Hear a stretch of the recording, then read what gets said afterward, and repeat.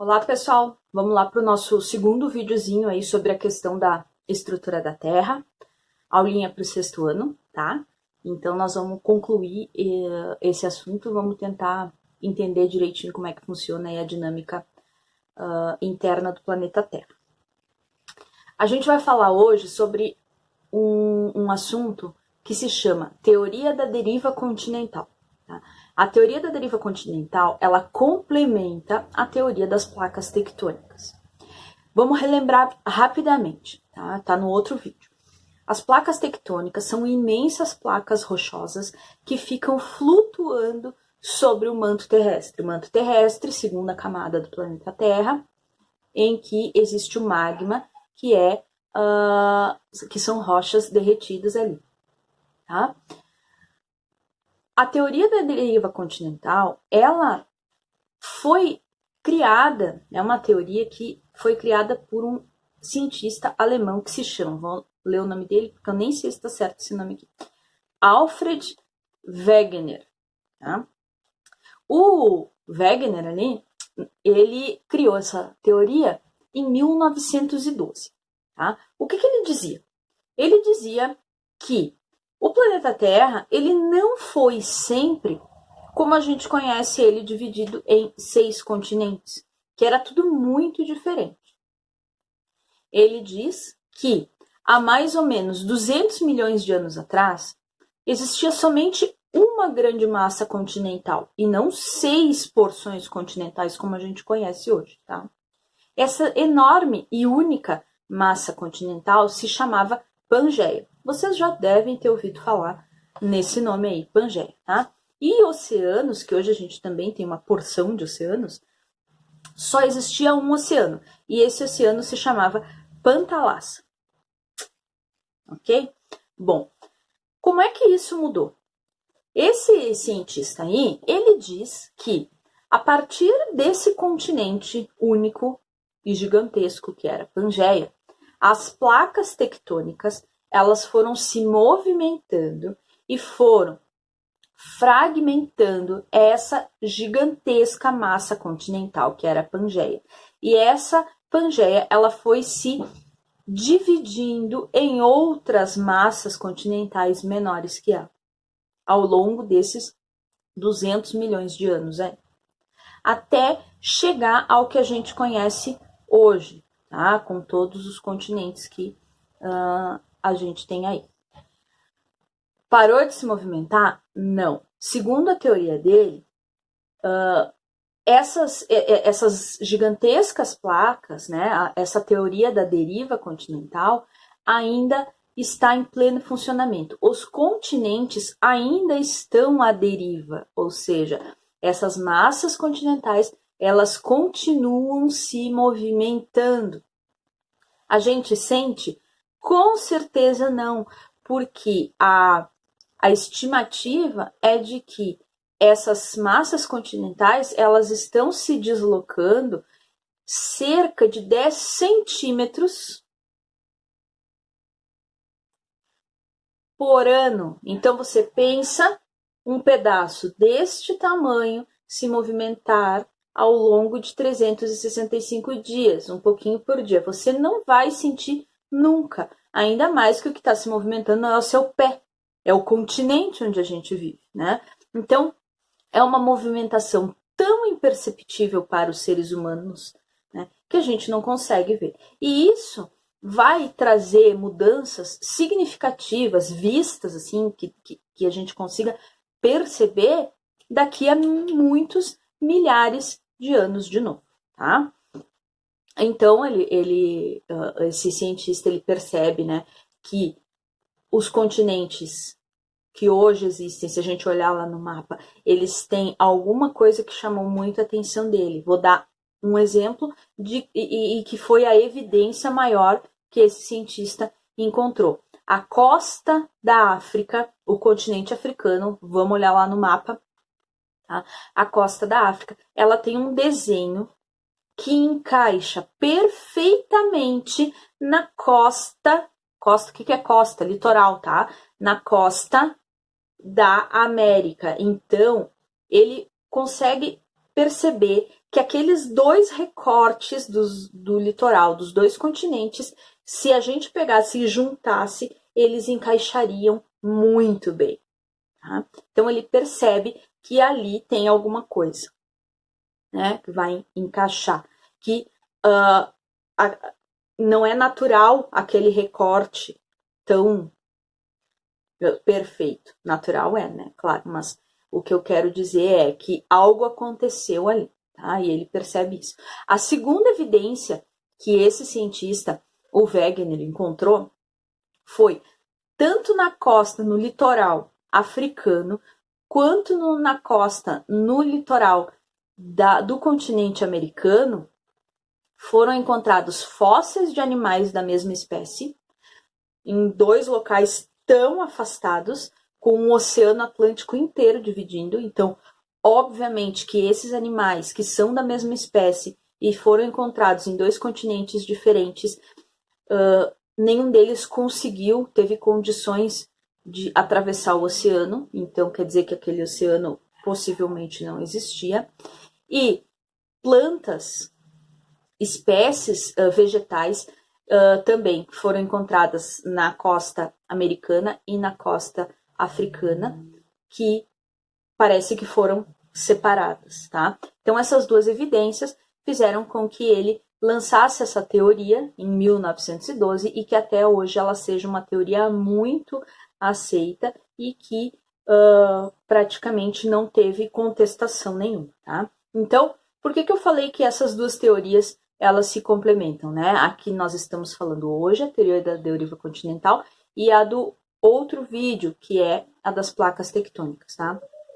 A deriva continental, ou seja, a movimentação dessas massas continentais, a separação e o surgimento de novos continentes, de um continente para 6 continentes, como a gente conhece hoje, ela é resultado da movimentação das placas tectônicas, que ainda estão em movimento, elas estão em constante movimento, né? E por isso os continentes também permanecem em movimento. Entendido até aí, vamos continuar, tá?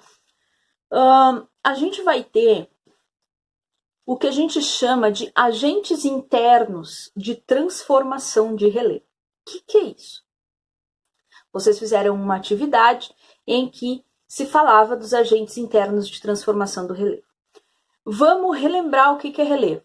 O relevo é o conjunto das formas da superfície terrestre, com todas as suas ondulações, as suas elevações, né, e os seus diferentes terrenos. Esse relevo, essas ondulações, essas oscilações de terreno, elas não são estáticas, tá? Elas vão se transformando com o passar do tempo. Onde hoje é uma região de planície, uma região em que o terreno é um terreno retinho, que não tem ondulações, daqui a alguns milhares de anos pode ser que tenha uma montanha, pode ser que tenha uma fenda, uma rachadura, né? Então, como que vai ocorrer essa transformação? Essa transformação, ela ocorre, entre outros motivos, pelos agentes internos de transformação, que é esses que a gente vai ver nesse vídeo aqui, tá? O que são eles? São agentes que transformam a superfície a partir dos movimentos internos do planeta Terra. Relembrando, nós temos o planeta Terra com 3 camadas, tá? A crosta, que é essa que vai estar se modificando e transformando, tendo seu relevo transformado. O manto, que é aquela segunda camada, camada intermediária, que é uma camada líquida formada de rochas derretidas. E a gente vai ter o núcleo, que o núcleo ele é dividido em 2 partes, lembram? Uma líquida de níquel e ferro e uma sólida formada de ferro. A camada intermediária, que é o manto, ela vai ter o magma, que é essa porção de rocha derretida sempre em movimentação, movimentando as placas tectônicas que eu falei no início do vídeo. A partir da movimentação dessas placas tectônicas, a gente vai ter a transformação do relevo.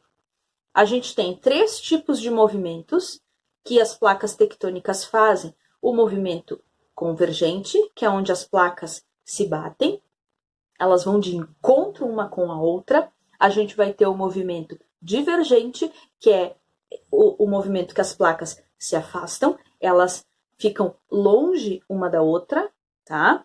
E a gente vai ter o movimento transformante, que é onde as placas se raspam, se esbarram lateralmente. Cada movimento desses vai trazer uma consequência para a superfície do planeta Terra, tá? Bom, o movimento convergente, que é aquele movimento em que as placas se chocam, tá? Ele vai fazer o quê? Ele vai resultar em terremotos, em tsunamis, tá? Por quê? E ele também vai transformar aquela superfície em alguns milhares de anos, transformando uma superfície reta em uma cordilheira, uma cadeia de montanhas, tá? Por quê? Porque quando as placas se chocam, elas vão movimentar a crosta terrestre, fazendo com que se dobre a rocha e ela se enrugue toda, formando uma cordilheira, fazendo com que essa rocha se rompa, se parta, né, rache, faça uma rachadura, abrindo uma fenda no chão. Tá? Quando essas placas se batem também no movimento convergente, elas vão causar uma vibração que pode trazer para a superfície um terremoto, né? Essa vibração, dependendo da intensidade, vai transformar mais ou menos. Quanto maior a intensidade dessa vibração, maior vai ser o tremor e maior vai ser a destruição, né? Isso é um terremoto. Eu falei de tsunamis. Quando esse movimento convergente, ou seja, uma placa batendo na outra, ocorre lá na crosta oceânica, lá no mar, no fundo do oceano, tá? O que vai acontecer? Elas se batem às vezes com tanta intensidade que elas não só se encostam, mas uma acaba indo por cima da outra. Tem uma que vai por baixo, outra que vai por cima, e quando elas se movimentam, se é no fundo do oceano, elas vão movimentar um volume tão grande de água que esse volume de água vai ser jogado para a crosta continental. Normalmente em uma ou duas ou três ondas gigantescas, grandes quantidades de água, e isso a gente conhece por tsunami. Tá? Então o tsunami ele vai ocorrer, entre outros fatores, por conta dessa movimentação de placas que vai acontecer lá no fundo do oceano. A gente vai ter também o movimento divergente, que é aquele que ocorre o afastamento de placa. Quando ocorre o afastamento de placa, a gente pode ter também, novamente, falhas na superfície terrestre, formando grandes rachaduras, fendas, escarpas, que são aquelas rachaduras que tem nas serras, né? Por exemplo, vou dar de novo o exemplo que eu dei no vídeo passado, sobre os canyons, né, o Itaimbezinho. Então, a formação de canyons, ela ocorre a partir da movimentação divergente das placas, do afastamento das placas, ou também do movimento transformante, né, daquele movimento em que as placas se raspam. Isso também pode provocar uma rachadura gigantesca, abrindo um cânion, tá? Bom, mas esse movimento divergente, de afastamento, ele também provoca um outro agente interno de mudança de relevo, que é o que a gente conhece por vulcanismo. São os vulcões, tá? O magma tá ali se movimentando ultra quente, tá? Uma temperatura de até 2.000 graus. Então a gente pode comparar o magma dentro lá na sua camada interna do planeta Terra a uma panela de pressão, né? O que acontece? O calor é tão grande que aquilo cria uma pressão gigantesca e precisa liberar calor, né? Precisa liberar o ar por algum lugar, né? A panela de pressão acontece isso, é um calor gigantesco ali dentro, o conteúdo que tem ali entra, tem uma pressão muito grande e a gente precisa de uma válvula de escape para a panela não explodir. Como que o magma, né, que é esse material pastoso que tem lá dentro do manto, vai encontrar uma saída, né, nessa pressão toda? Ele vai começar a abrir canais, tá? A abrir caminhos, e em um determinado local ele vai explodir, tá? Quando que esse movimento de expelir o magma, de jogar o magma para fora, é facilitado? Quando ocorre um movimento divergente, quando as placas tectônicas se afastam. Quando elas se afastam, elas vão abrir caminho para que esse magma que está ali em total pressão consiga fluir, escapar, né, pela superfície terrestre. Quando o magma sobe até a superfície, ele vai transformar todo o relevo, porque ele vai rachar toda aquela camada que tem ali, onde está ocorrendo aquela movimentação, nas rochas da superfície, tá? Então ele vai transformar aquela superfície em uma ondulação elevada que vai ser o que a gente conhece por vulcão, né? E o magma ele vai encontrar um lugar para sair, né? E ele vai explodir ali em forma de vulcão, como a gente conhece. O que acontece? O que sai do vulcão? É o magma. Só tem um detalhe: quando o magma sai do interior do planeta Terra e ele atinge a superfície, ele entra imediatamente em contato com a atmosfera. Quando ele entra em contato com a atmosfera, ele já se transforma totalmente. Ele imediatamente se resfria e ele perde uma quantidade enorme de gases e de substâncias que estavam acompanhando ele até aquele momento. E ele muda de nome, tá? Ele deixa de ser magma e ele vai se transformar em lava, que é aquilo que a gente vê saindo dos vulcões. Ok? A gente vai ter ainda as dobras, né? Que eu não falei muito. As dobras, elas são a formação, a dobra das rochas, né? A transformação da superfície terrestre em montanhas, em cordilheiras, em morros, em montes, tá?